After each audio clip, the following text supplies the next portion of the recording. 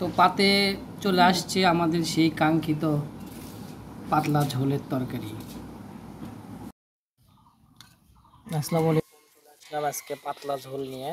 আজকে পাতলা ঝোল হবে মাছ দিয়ে। এই যে মাছগুলো প্রথমে তো মেখে নেওয়া হয়েছে, হলুদ, লবণ, তারপরে গুঁড়া মরিচ দিয়ে যেন ঝাল ঝাল হয় সেই জন্য আর কি মাখে নেওয়া হয়েছে। মাখে নেওয়ার পরে এখন কড়াইয়ে দেওয়া হবে। কড়াইয়ে দিলে পরে রান্না হয়ে যাবে ইনশাআল্লাহ। আপনাদের জন্য আজকে নতুন একটা ভিডিও, পাতলা ঝোল, একেবারে পাতলা ঝোল। এই গরমে খুব অর্গানিক উপায়েতে পাতলা ঝোল রান্না হবে। ঠিক আছে, আমার এটা মা, আমার মা কথা বলতে পারে না, কানেও শোনে না ইনশাআল্লাহ, তারপরে খুবই কাজে কামে দক্ষ, অনেক দক্ষ, পারদর্শী। এই যে চুলার অর্থাৎ মাটির চুলাতে দেওয়া হয়েছে, আপনার হচ্ছে মাটির চুলাতে রান্না হচ্ছে। দেখেন আজকে পাতলা ঝোল। এইতে চুলা কেন জানি বারবার নিভে যায়, আসলে বাতাস হচ্ছে। মাটির চুলাতে একবার জাল ধরতে পারলে আর কোনো কষ্ট নাই। তো এই যে তরকারিগুলো কেটে নেওয়া হয়েছে সুন্দর করে, পাতলা করে, চিকন করে। বাগুন, পটল, এখানে আছে বেগুন, পটল, আর হচ্ছে আলু।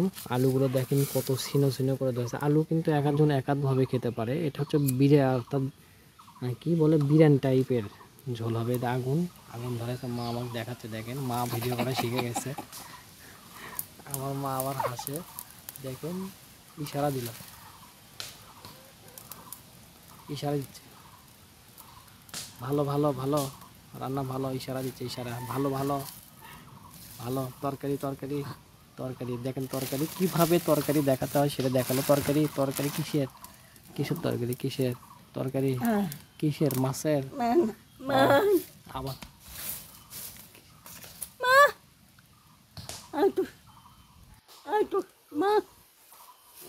মাশাআল্লাহ দেখালো আপনাদের, একটু কষ্ট করে হলে দেখে নেবেন।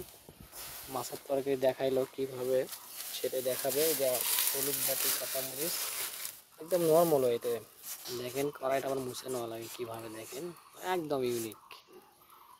হচ্ছে কড়াইয়ে তেল, সরিষার তেলের হচ্ছে পাতলা ঝোল। কড়াইটা আমি সরে আসলাম, আগুনের খুব তাপ।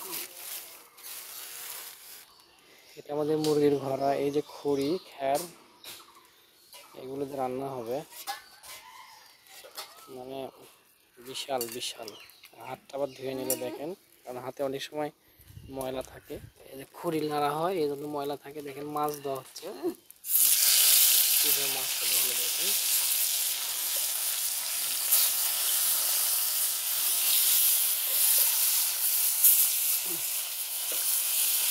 তো মাছগুলো একটু পরে উল্টে দেওয়া হবে।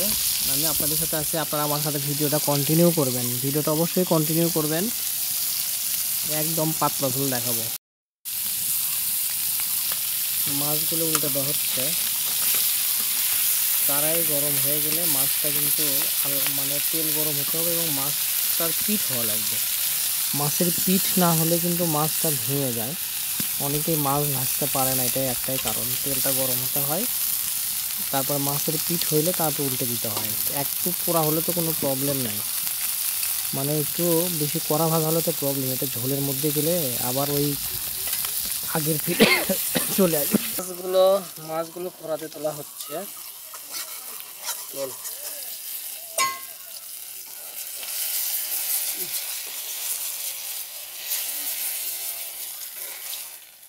মাছগুলো তোলা শেষ। হ্যাঁ, অল্প না পর চলে যাবি। এতে পেঁয়াজ দেওয়া হলো।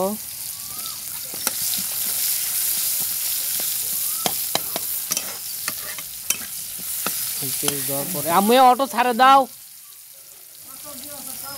তো এই যে আপনার পেঁয়াজ ভাজা একটু ব্রাউন কালার হয়ে যাচ্ছে। আসলে পাতলা ঝোলটা এমনই, গ্রামের তো এমন করেই রান্না খাওয়া হয়, অনেক সময় মশলা ছাড়া। এখানে কিন্তু আদা পেশা, রসুন পেশা, জিরা বাটা কোনো কিছুই দেওয়া হবে না। এখন জাস্ট খালি এই যে সবজিটা দেওয়া হবে। দেখেন সবজিটা দেওয়া হয়ে গেলে এইটা যখন পানিতে সিদ্ধ হয়ে যাবে, এখন পরিমাণ মতো, স্বাদ মতো লবণ, হলুদ, আর হচ্ছে যে আপনার এখন গুঁড়া মরিচ দেওয়া হবে। এগুলো সব স্বাদ মতো দেওয়ার পরে যখন ঝোল দিয়ে কষানো হয়ে যাবে তখন আপনার মাছ দিলেই হবে। আর সিম্পল, কিচ্ছুই লাগবে না।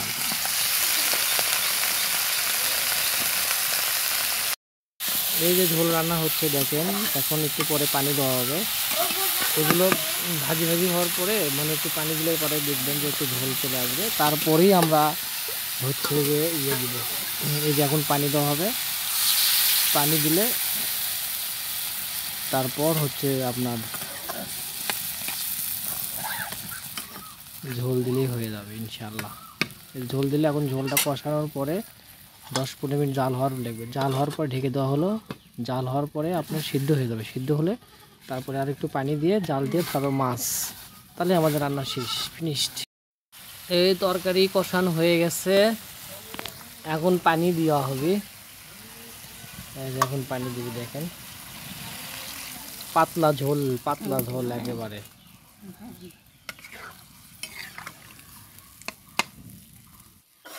মরিচের কালার নাই।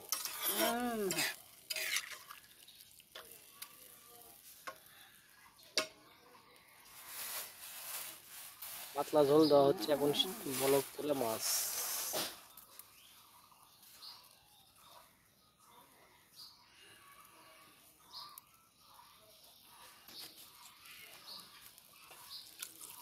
দেওয়া হবে না।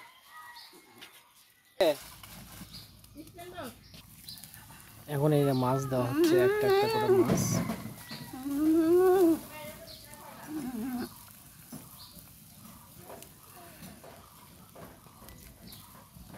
মাছ দেওয়া হলো, বলক তুলে আমাদের তরকারি শেষ, একদম শেষ।